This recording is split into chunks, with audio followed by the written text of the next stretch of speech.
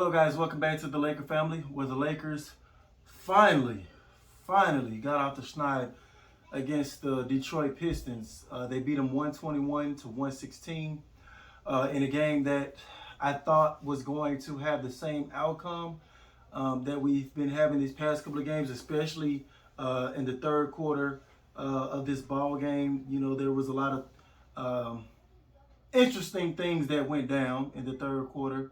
I'm gonna get into that in a little bit, but um, first quarter started off decent, just like the last couple of games. We won the first quarter.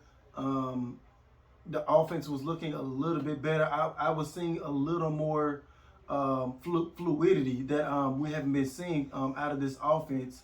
Um, I still would have liked a little more aggressiveness in the early on for my two stars, LeBron James and Anthony Davis.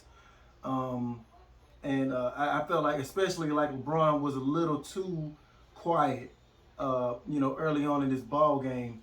But he did have the 10 points, 5 assists before he left the ball game.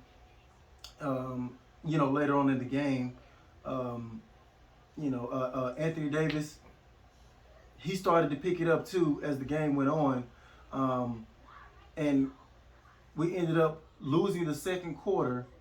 I think what's the guy's Grant? It seems like every other game, not every other game, but every single game, we're letting a player just go off and like get a career high. Jeremy Grant was just killing us.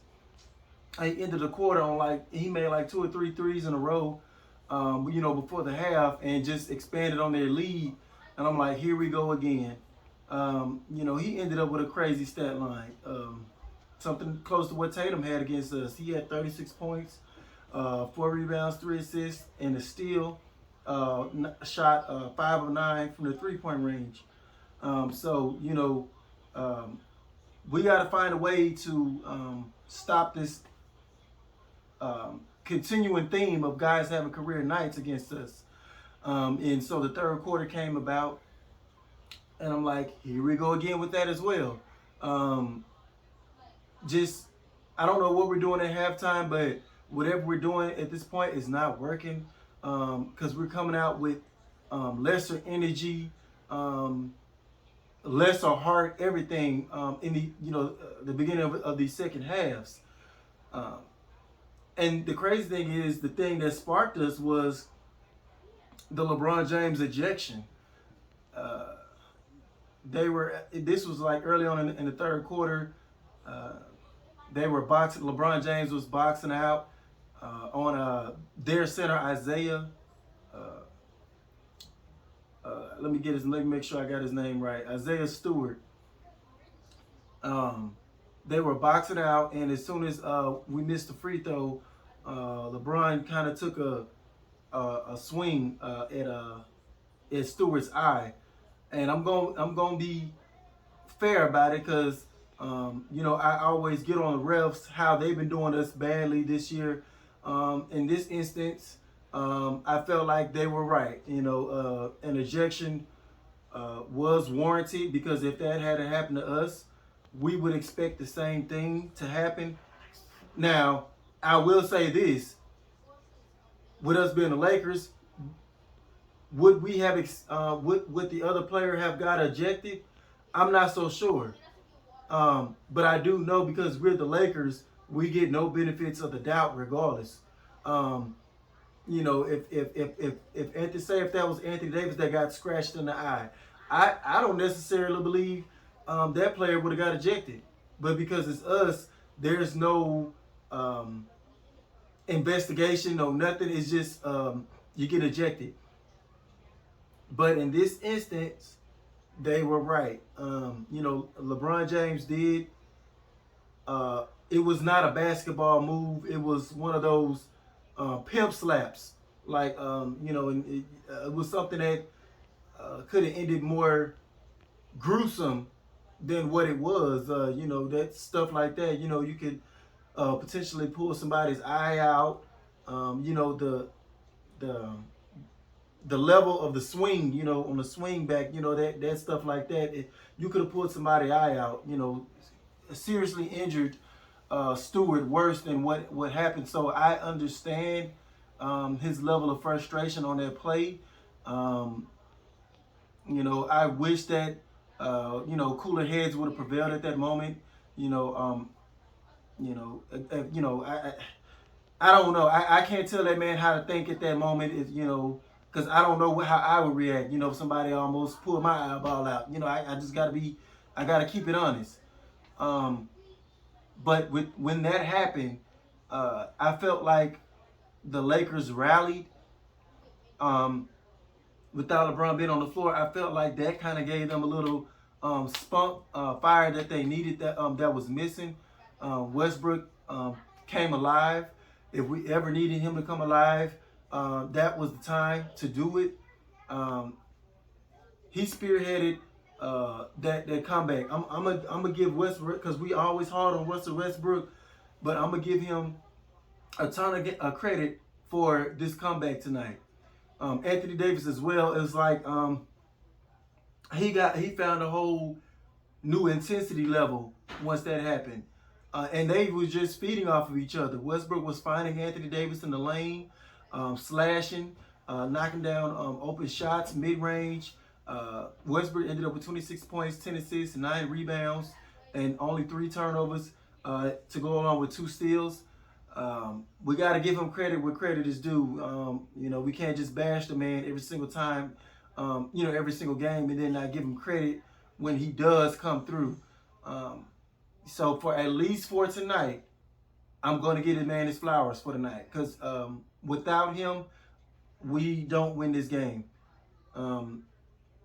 It ended up being a close game in the fourth, and it was only a game because we ended up we lost the third quarter, but then we ended up just completely blowing them away as far as points scored in the fourth quarter. We won that quarter 37-17, and just more, the fluidity was coming together even more. It was like I saw more back cuts. People were not just standing around when Anthony Davis was had the ball, one-on-one of the post. Teams are not able to double team him as often if other parts on the floor are constantly moving, and they have to honor that as well. So that was more of what I wanted to see. And Anthony Davis finished with monster numbers: 30 points, 10 rebounds, 6 assists, 4 steals, 5 blocks. He was a beast on both sides of the floor. This is the Anthony Davis that we know and love as Laker fans, and the Anthony Davis that we need to see every single night. We know the talent is there, and the only thing that keeps him from staying in this top 5 category is because of the mentality. It needs to be there every single night. He can be the most dominant player on the floor most nights, if not all nights, if he keeps the same intensity level.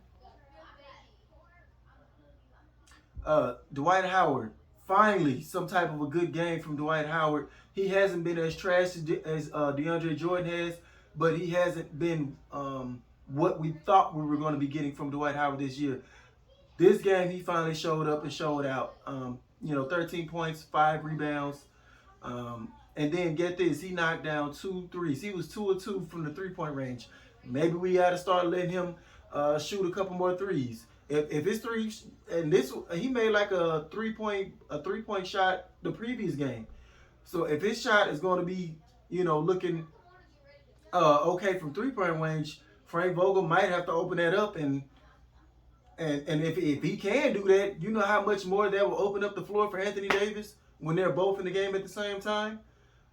I don't know if that's fool's gold, but who knows? If he continues to take and make threes, that's going to do wonders for our team.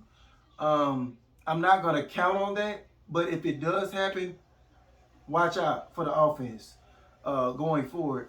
You still got guys struggling like Avery Bradley, Wayne Ellington, Malik Monk has been on a kind of the downturn the past 2 or 3 games. I hope he breaks out his funk because we're going to need him.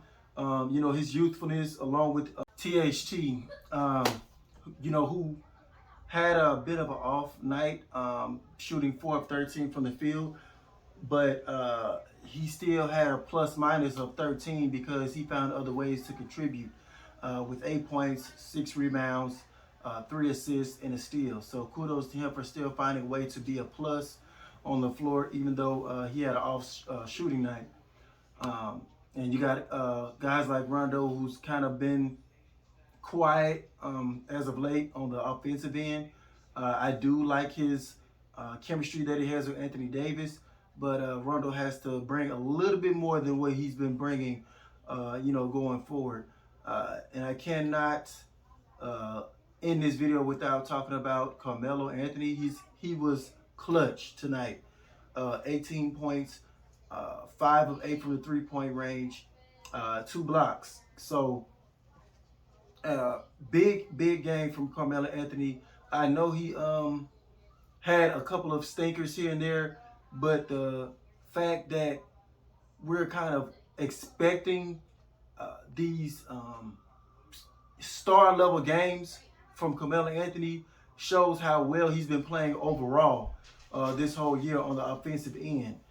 So thank you, Carmelo, because we don't win this game either without his contributions. We still have a lot of work to do. The mere fact that we were in this game, a tight ball game with the Detroit Pistons, shows that we have a lot of room for growth. And we still have a lot of things that needs to be worked on. But I feel like, with a little bit more time, we got some more winnable games coming up. I think we got like the Knicks, the Sacramento Kings, teams like that. Now is our chance to kind of get ahead of this, so to speak. And just hope for the best, man. If we can come together like this after that situation with LeBron, we just have to find a way to put this all together with LeBron as well. But that's all I have for today, guys, man. As always, thank y'all for watching. If y'all like the content, please help my channel grow by sharing, and subscribing. And I'll catch you guys on the next one. Peace. Can't be touched.